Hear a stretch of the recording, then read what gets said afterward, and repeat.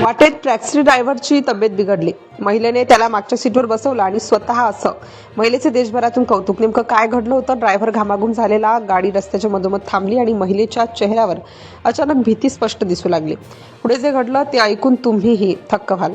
दिल्लीतील एका शांत सकाळी ही घटना घडली. एक महिला तिच्या कुटुंबासोबत प्रवासासाठी घराबाहेर पडली होती. तिच्यासोबत तिची लहान मुलगी, आई आणि आजीही होती. सर्वजण एका महत्त्वाच्या कामासाठी गुरुग्रामहून दिल्लीकडे निघाले होते. सगळं काही व्यवस्थित चाललं होतं. गाडी हायवेवर वेगाने धावत होती आणि कुणालाही पुढे काय होणार आहे याची कल्पनाही नव्हती. प्रवास सुरू झाल्यानंतर काही वेळातच त्या महिलेने लक्षात घेतलं की ड्रायव्हर वारंवार आरशात पाहत होता. त्याचा चेहरा फिकट पडलेला होता आणि तो अधूनमधून पाणी पित होता. सुरुवातीला महिलेने त्याकडे दुर्लक्ष केलं, पण काही मिनिटातच परिस्थिती अचानक बदलली. ड्रायव्हरने अचानक गाडीचा वेग कमी केला. त्याचे हात स्टेअरिंगवर थरथरत होते. महिलेच्या लक्षात आलं की काहीतरी बरोबर नाही. तिने विचारलं, भाऊ ठीक आहात ना? ड्रायव्हरने हलकंसं हो म्हणत गाडी पुन्हा चालवायला सुरुवात केली, पण त्याचा आवाज खूपच कमकुवत वाटत होता. काही क्षणातच ड्रायव्हरने गाडी रस्त्याच्या कडेला थांबवली. तो अचानक पुढे वाकला आणि छातीत हात धरून बसला. महिलेच्या चेहऱ्यावर चिंता स्पष्ट दिसू लागली. मागच्या सीटवर बसलेल्या तिच्या आई आणि आजी घाबरून गेल्या. लहान मुलगीही शांत झाली. महिलेने पुन्हा विचारलं, काय झालं? ड्रायव्हरने थरथरत्या आवाजात सांगितलं की त्याला चक्कर येत आहे आणि तो गाडी चालवू शकत नाही. आता परिस्थिती गंभीर झाली होती. गाडी हायवेवर उभी होती आणि आसपास वेगाने गाड्या धावत होत्या. महिलेच्या मनात अनेक विचार येऊ लागले. जर ड्रायव्हर गाडी चालवू शकत नसेल तर आता काय करायचं? मदतीसाठी कुणाला फोन करायचा की दुसरी टॅक्सी बोलवायची? पण त्यासाठी वेळ लागणार होता. दरम्यान ड्रायव्हरची तब्येत आणखी बिघडू लागली. त्याच्या कपाळावर घाम वाहत होता. महिलेने पाणी दिलं, पण त्याला बसणं सुद्धा कठीण होतं. परिस्थिती अधिकच गंभीर बनत चालली होती. हायवेवर गाड्या वेगाने जात होत्या. त्या महिलेच्या मनात भीती निर्माण झाली. तिच्यासोबत तिचं कुटुंब होतं आणि जबाबदारी तिच्यावर होती. ती काही क्षण शांत बसली आणि मग अचानक निर्णय घेतला. महिलेने ड्रायव्हरला हळूच बाहेर उतरायला सांगितलं. ती स्वतः ड्रायव्हरच्या सीटजवळ आली. तिच्या आईने घाबरून विचारलं, तुला गाडी चालवता येते का? त्या प्रश्नावर काही क्षण शांतता पसरली.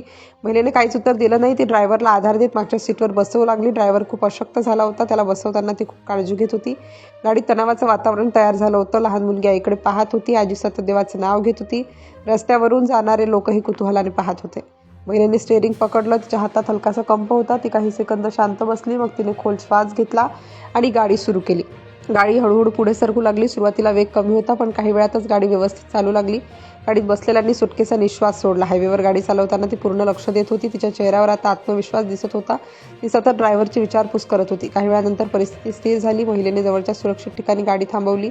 तिथे ड्रायव्हरला विश्रांती दिली. त्याची तब्येत थोडी सुधारली. या संपूर्ण घटनेदरम्यान महिलेने मोबाईलवर व्हिडिओही रेकॉर्ड केला होता. तिच्या चेहऱ्यावर अजूनही तणाव दिसत होता, पण तिचा आवाज शांत होता. ती व्हिडिओमध्ये सांगत होती की अशा परिस्थितीत घाबरून जाऊ नये, शांत राहून निर्णय घ्यावा.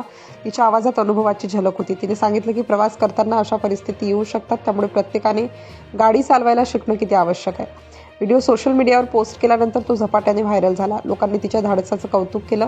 अनेकांनी तिचं अभिनंदन केलं. काहींनी म्हटलं की ही खरी माणुसकी आहे, तर काहींनी तिच्या प्रसंगावधानाचं कौतुक केलं. या घटनेनंतर सोशल मीडियावर चर्चा सुरू झाली. अशा परिस्थितीत काय करावं यावर लोक आपली मतं व्यक्त करू लागले. काही लोकांनी कॅब कंपन्यांनी आपत्कालीन योजना ठेवावी अशी मागणी केली, तर काहींनी प्रवाशांनीही तयारीत राहावं असं म्हटलं. शेवटी समोर आलं की दिल्लीतील त्या महिलेने आजारी पडलेल्या टॅक्सी ड्रायव्हरला मागच्या सीटवर बसवलं आणि स्वतः गाडी चालवत आपल्या कुटुंबासह सुरक्षितपणे प्रवास पूर्ण केला. आणि त्यानंतर लोकांना एकच संदेश दिला, आपत्कालीन परिस्थिती प्रत्येकाने गाडी चालवायला शिकले पाहिजे. तिच्या या धाडसाचं आता देशभरातून कौतुक होत आहे.